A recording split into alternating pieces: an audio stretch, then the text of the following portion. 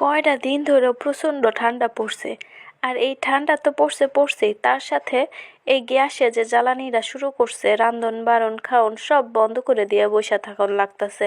বিরক্তিকর একটা অবস্থা। শুক্রবারের একটা দিন, ওই দিনটাতেও গ্যাস থাকে না।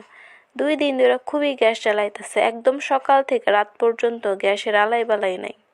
তো যাই হোক, এই স্বল্প গ্যাসের মধ্যে অল্প কইরা একটু ভর্তা বানায় খাওয়া ছাড়া আর উপায় নাই।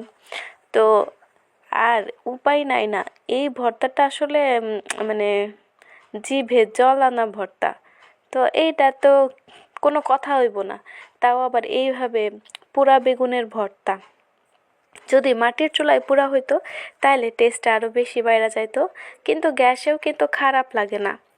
যাই হোক, আমি প্রথমে কী করলাম, বেগুনটারে ভালো মতো তেল মাইখা নিলাম, তারপরে পুড়ায় নিলাম। পুড়ায়া এভাবে করে পুরা চামড়াটা উঠায় নিলাম, নিয়ে এরকম করে কাইটা দেখলাম ভিতরে কি কোনো কিছু খারাপ টারাপ আছে কিনা, পোকা টোকা আছে কিনা।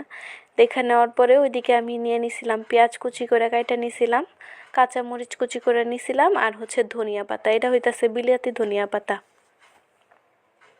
সাথে একটা পেঁয়াজ কলি দিছিলাম, দিয়া সুন্দর করে আগে কাইটা নেই সবগুলো, নেওয়ার পরে লবণ দিয়া আর হচ্ছে সরিষার তেল বেশি করে দিয়া মাখায় নিই পেঁয়াজটা। মাখানোর পরে এই যে সিদ্ধ মানে পোড়া বেগুনটা এটা দিয়ে ভালো করে মাখায় নিই। মানে এই ভর্তাটা হইতাছে আমার আব্বার 100 পছন্দ, আমারও পছন্দ। আর আমার আব্বা এই ভর্তাটা খাইতে বেশি পছন্দ করে হচ্ছে মেরা পিঠা দিয়া।